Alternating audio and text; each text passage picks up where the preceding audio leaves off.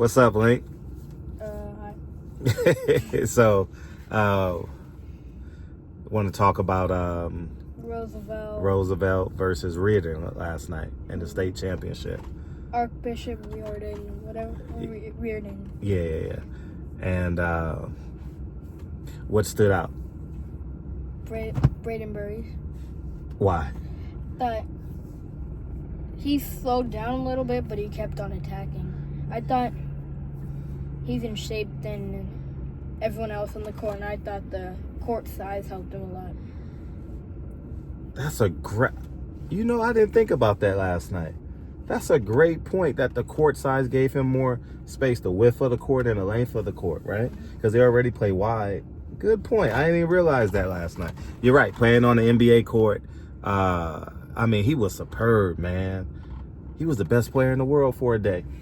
I remember, I'm dating myself, but I remember when it was best of 5 in the first round, when the Indiana Pacers played the Boston Celtics, and Chuck Person says I was the best player in the world for a day when he was going off on Larry Bird and them, man. The Rifleman, that was Chuck Person's nickname. Just a phenomenal. And it's, what I noticed too, Link? His pregame mirrors his game. The follow throughs, being on balance, the ball handling. It was spectacular watching. Go ahead. It was just spectacular watching him get to where he wanted to be on the court. It was beautiful. You know what? He did it really well. Did it really well. It doesn't make sense saying it like that, but if he didn't have any of it, he wouldn't have been able to score 44 points. Yeah, just the technical skill. No, I'm gonna say composure. Composure, very much composed, man. I love the fact that they interviewed his father. After he gets his bucket real quick. Yeah, he said after he gets his bucket. I love that, man. I'll continue after he gets his bucket. Yeah, yeah. I just want to say congratulations to them. Wow, what a performance, man. And I know people always, I'm from LA, and one of my first documentary was on Dwayne Poley and Freeman Williams, and people always talk about Dwayne Poley against Crenshaw at the sports arena. He had 42 or 43 points, and everyone in LA still talks about that, man. And I spent a lot of time with Dwayne Poley through the course of his life. We're still great friends, just that people in the IE is going to talk about this performance, how they talk about Dwayne Poley's performance with Brayden Burries, man. And you know what else I want to talk about? About just creating teams. They've been together since they were 8 years old, Lincoln. Yep. It's just chemistry that a coach can't create. It has to be fostered through trusting parents, trusting athletes, and they all stay on the same accord. They all transferred in together, and the fact that Brayden Burries sat out his sophomore year to play and have this moment says that, one, he believed that it was going to work, and two, he trusts the guys that he knows since he was 8 years old, man. And you and I was joking. How much money did they defeat? At least $500 million, man. Reardon's a private school. Notre Dame's a private school. They beat the kids. They beat St. John Bosco. Who else they beat? They just went through a host of private schools, man. So if they beat 4 to 5 private schools, that's about 50 coaches they beat. Think about that, because every private school got like 8 to 10 coaches, right? Just a phenomenal job on their part, man. A public school that don't have the resources that a private school has. It's just sensational, man. And I was just thinking really quick while I was driving, because I knew we were about to do this video, and I was thinking about just the top 4 schools that's going D1, because people rave about the Trinity League, people rave about the Mission League, and I know the Mission League better than I know the Trinity League. And I was thinking Notre Dame has one kid that's going D1 in their senior class this year. He's going to Rutgers. One of your favorite players. Angelino Mark. One of your favorite players. Sierra Canyon has 2. The kid is going to Cal State Fullerton, and James is going to Arizona. That's 3.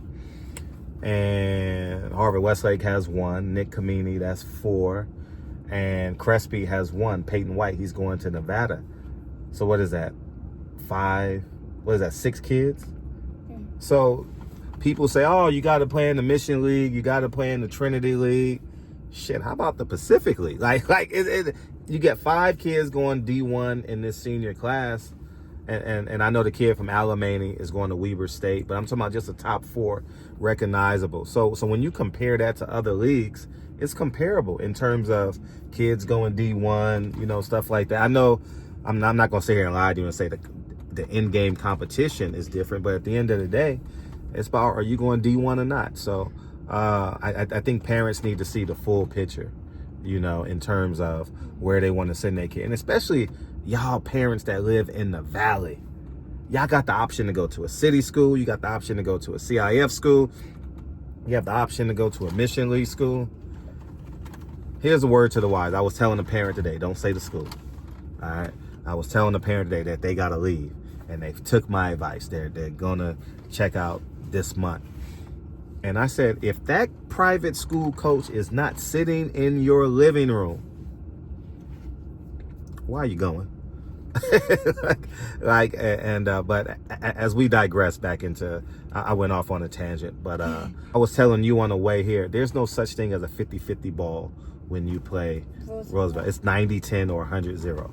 Like, they get all the loose balls. They play through the whistle. They'll live with the jump ball. They have active hands. They're aggressive. Oh man, how you create a team. And I know Brayden Burries is a once in a generational talent. Brayden Burries is once in a generational talent. Isaac Williamson is a once in a generational team player. Miles is just one in. I know those 3 collectively is like what we all dream for. But think about this. 9 out of 10 coaches will say, I want to build my team from the inside out, right? I want a Shaq, and then we'll go get Kobe, and then we'll go get Chris Paul. They had nobody over 6'5". And I think Coach Singleton just looks at it differently. People think you need a big to start. You need a fast point guard, Kobe Bryant to start. He just sticks. His starting lineup is more athletic than anyone else's. More athletic and more what? More, huh?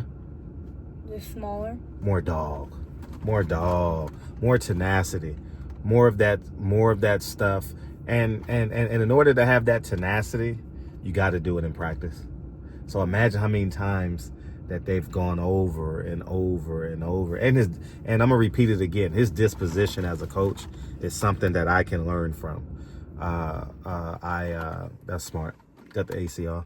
It was just beautiful to see how he had a great disposition. And I'm interested to see where Miles go. I'm very interested to see where he goes. I hope that more schools get on him. I'm wishing him well. Yeah, and you said it before, but I don't remember. Why do you think Brayden Burries hasn't committed yet? The same reason why he went to Roosevelt, and this is why I respect. I'm making this hypothesis, right? An educated guess is that he wants more colleges to come in and visit his friends, and that speaks to the character of, I've never met him, but speaks to the character of Mr. Burries and Brayden, because once you commit, you cut the water off, right?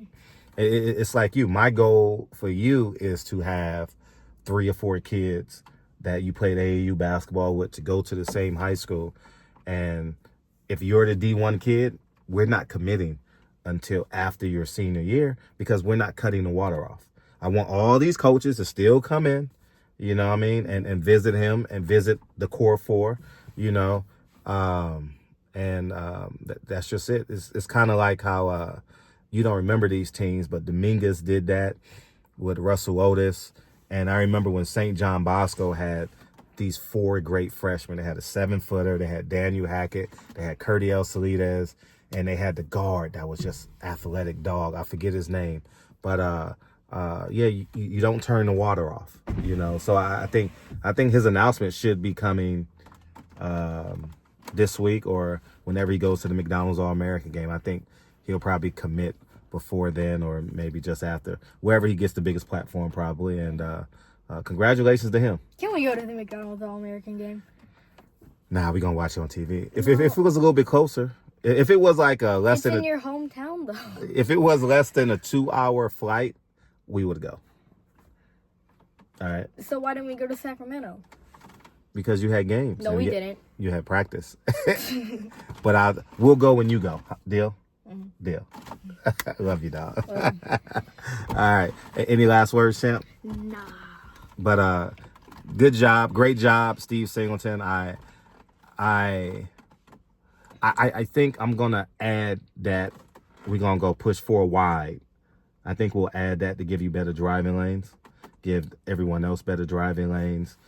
Keegan, Reagan, Devin, all you guys driving lanes, right? This is about Roosevelt. I know, but I'm learning. I learned like as much as I learned from other teams, his coaching disposition and how wide they play.